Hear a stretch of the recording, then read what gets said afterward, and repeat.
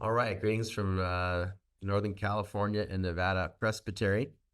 And my name is Troy Onsager. I'm the pastor of Escalon Presbyterian Church.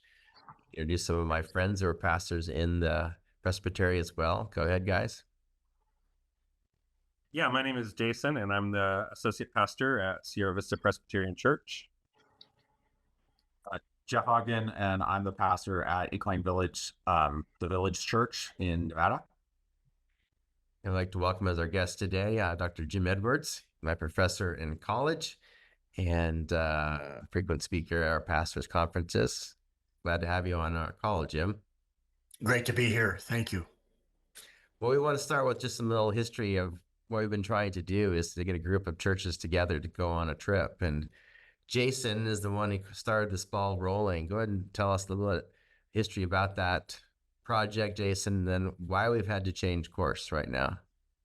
Yeah, a couple of years ago, I had a chance to go with a friend to Israel. And so our church is small enough that to get a group the size that you need to do a tour, you need to partner with somebody else. And I have always wanted to lead a trip to Israel. And so my friend Eric was leading a trip and he invited us in. And so I was able to take 8 or 10 people with us to go to Israel. And we had a fantastic time. And so after getting back immediately, my thought was, I need to talk to our presbytery. I need to talk to Troy. I need to talk to Jeff. I need to talk to Ian, other pastors in our presbytery that, maybe we can do this together. We can partner together and find a way to get enough people within our presbytery to do an Israel trip because it's just fantastic.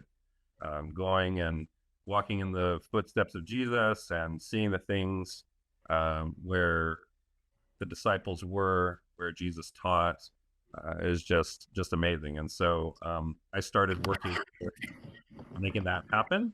But as you might guess, if you're following the news at all, you know that it is Really? time to go to Israel right now. I don't even think you can barely get a flight to go there, even if you wanted to take a tour. And so with good reason, we needed to cancel that trip that we were looking to do next year. And so as hard as that is, we started thinking, well, what's an alternative? What's something that we can do that is equally compelling and amazing and bring us into the land of the Bible, but is not Israel? That's great. And so as we began processing that, I remember a conversation I had with Jim a few years back about his own desire to take some pastors on a trip to Turkey. And we kind of began processing the idea of potentially shifting our focus from a group of people who want to go on a travel trip related to biblical themes and to see if this could be a possibility for us. And we reached out to Jim to get some ideas. And I know that for Jeff, that was something of interest to you as well. Yeah, I mean, to be able to see the churches mentioned in Revelation, the sites that Paul, visits in Asia Minor and the Acts, and then also just the church history that's found in what today is Turkey. So much of like early church after the writing of the Bible took place there, and I think Jim, you mentioned this when we were talking. All of the early ecumenical councils took place in Turkey. And so hammering out the doctrine of the Trinity, the incarnation of Jesus, all of that work in the early church took place in Turkey.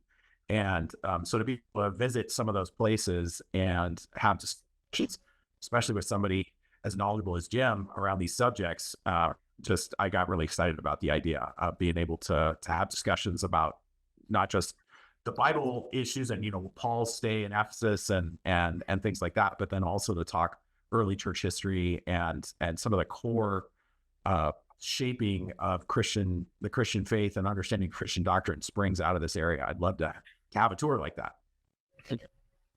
And Jason, you're doing something with Acts right now that's getting your own crew excited about this possibility, right? Yeah, for sure. I lead a men's Bible study on Thursday mornings, and we've been going through the book of Acts, and we're currently studying through Paul's missionary journeys, his first and second journey in particular, and visiting these very places that we're going to get a chance to go to in Turkey. Well, great. Let's transition then into the actual specifics of the trip. And Jim, I want to start with you here. And would you speak about your experience to Turkey? All of us here have done travels to Israel, and kind of when did this emerge for you to start taking trips to Israel? How many have you done? And obviously, you're making a switch related to Israel because of safety. Tell us about how Turkey would be on a different scale than what we're changing course to. Right. Right. Thank you. Well, I'm really looking forward to this. And my own personal experience would comprise, I think, 7 trips to Israel. My first time was 1986. And in those days, you could visit just about the entire country. Today, if you go there, you can visit much less than half. So many of the biblical sites that you would like to visit, you can't see, even if there wasn't a war going on. So I, in about 20 years ago, shifted more to Turkey. I'm a New Testament scholar, and so actually Turkey is more important for New Testament sites in some ways than Israel is. But it's also, and I think that Jason mentioned this, is it leads you into the history of the church, because so much of Western Christian history, Eastern as well, but especially Western Christian history, comes from Turkey. And it's a wonderful place to travel. But Turkey has a wonderful ethos. The Turks have a wonderful ethos of hospitality to strangers. There's a lot of countries in the world that don't have that ethos. Turkey does. And I think I can guarantee that within 24 hours there, you would be very, very aware of that. They serve great food. And so is Turkish hospitality, because they have this wonderful attitude towards strangers. And another thing that is just great from a tourist perspective is that the country is a beautiful, beautiful country. It's a big country. It's the size of the state of Montana, almost exactly.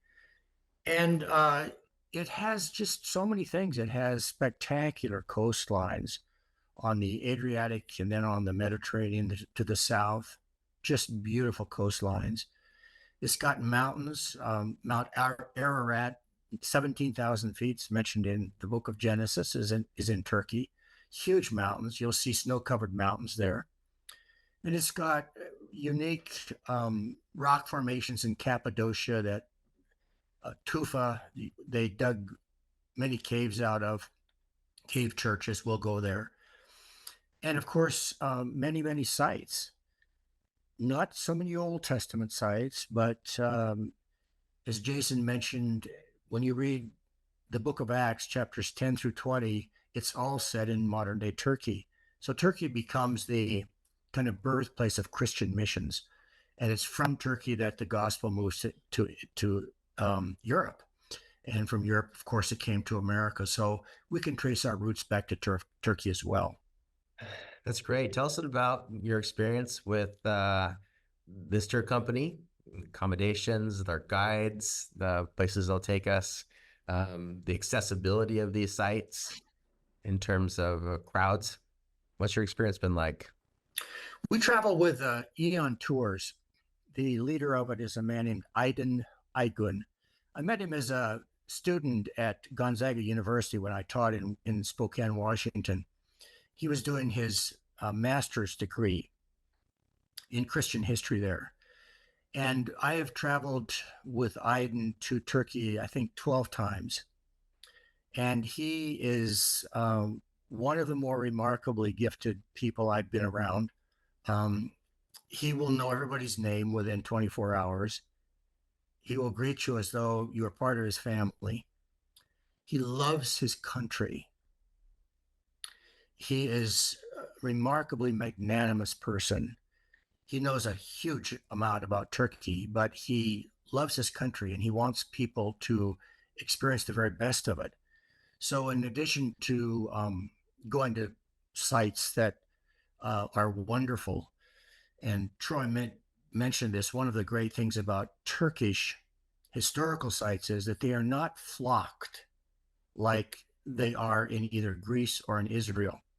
Those two countries, oftentimes you have a hard time parking your bus. And when you're at the site, you're having to share it with a lot of other people. Sometimes you don't get to spend as much time at a given site as you would want.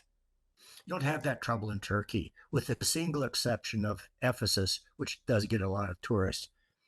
We won't see very many tourists at all. And that means you've got these sites to yourself. Some favorite particular sites that you are drawn to when you take your teams? There's a lot of different sites.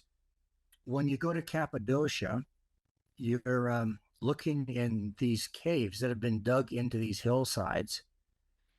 Cappadocia is like the Badlands of South Dakota, or the Garden of Gods here in Colorado, where I live. It's a very soft tufa, and the monks used to dig caves out of these and live there. In fact, one of the hotels that we will stay in is a cave hotel. Now, I know what you're probably thinking, that this is a place with cots and open fires. They're really not. I don't know what kind of hotels you stay in, but I think I can say it might be the very poshest place you've ever been in. At least they are for me. So look forward to it. They're genuine cave hotels, and we will stay in one in Cappadocia. So you've got that where you're walking in the Red Valley, the Silk Valley, the Green Valley, and visiting these places. It's pioneering, great walking, a lot of walking. You'll want to be in good shape. And then we go to other sites like Ephesus. The most populous site is the most uncovered site in Turkey. The Austrians have been digging there for more than 100 years, and so Ephesus is really a place to visit. But most of the other sites that we go to are not nearly as populated, and they're not nearly as uncovered. And so you have this experience when you go to these sites that you're really a pioneer. You're not just seeing what everybody else is seeing. You're actually seeing things that other people haven't seen. And I have discovered things in Turkey that haven't been discovered before. Not because I'm more brilliant than other people, but simply there have been so few people going to these sites. Now, let me just say, the Islamic world has not really known what to do with these Christian sites. And so they're oftentimes not very well developed, which means that we as Christians can go there and experience that site with fewer things that, in Israel at least, kind of obstruct the site, because there's lots of places to get food and selling tourist things that the tourists like and so forth. You won't see that nearly as much in Turkey. So you get this feeling that you've got your hand on kind of the heartbeat and the pulse of these sites, and not just on a tourist vision of the site. So finally, anybody asking the question related to issues of safety and travel, what would you say? Yeah. Turkey is a very safe country to travel in. There's no question that if you're a drug dealer, you should be careful in Turkey. Turkey does not have a record of hospitality towards criminals. They're tough combatants, and they are. The people that I've taken on my tours haven't been thieves, and they haven't been drug addicts. Even my students, who have sometimes misbehaved, have been treated quite kindly. Fortunately, Aydin is a great guy. Turkey is an immensely safe place to travel. I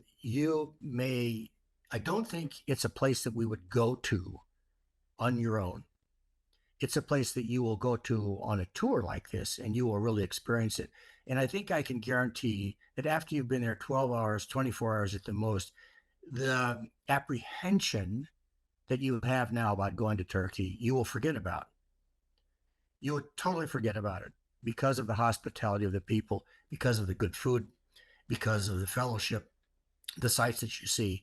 And throughout the tour, you won't think, for a moment that you are in danger, because you won't be. Jeff and Jason, you have any other questions that we might ask? Got anything, Jeff? I would just say that we want to put out an invitation for you to join us. This is going to be an amazing trip, an amazing adventure, and though it's definitely great, even if you've not been to Israel, if you have been to Israel, this will just even enhance your biblical experience even further. And so we want to extend an invitation. I believe the dates that we've secured are October 11th to the 25th in 2025. So it's a ways away. It's 18 months away, but we actually think that's good. It gives you a chance to plan, to save. We'll have more information about airfare and about cost as we get further on. At this point, we just want you to know about it. We think that it'll be a tremendous opportunity for you to learn about the early church, to walk in the footsteps of the Apostle Paul, Right. And Peter, who started the church and took the church to Turkey and to Greece and to Europe and to the ends of the earth. And we are the benefactors of their work and ministry and love for the Lord. And so we want to invite you to visit those places. And it's going to be an amazing time. We have an amazing teacher who's joining us, who's got a tremendous knowledge and experience of having been there. And as he said, it's safe. And I'm learning that the hospitality is just going to be tremendous. And I'm with Jim. I love food. I love staying in interesting places. I was looking at the website for the hotel that's in the cave, and I'm all in. That looks super cool. literally. I'm all about that. I might try to convince you guys to do the hot air balloon ride. I saw that was cool. But there's just a lot of really cool things to do besides seeing the sights, but especially just diving into the biblical world of the early church in the book of Revelation and those sites. And for me, especially the chance to go to Ephesus is really exciting to me. So we'll hope that you'll join us. We'll hope that you'll ask questions, that you can reach out to each of us in our churches, and that we'll be able to build a good sized group that will go with us in about a year and a half. So this is kind of the first step, trying to invite you in, and we'll hope that you'll find it to be as exciting of a thought as we do.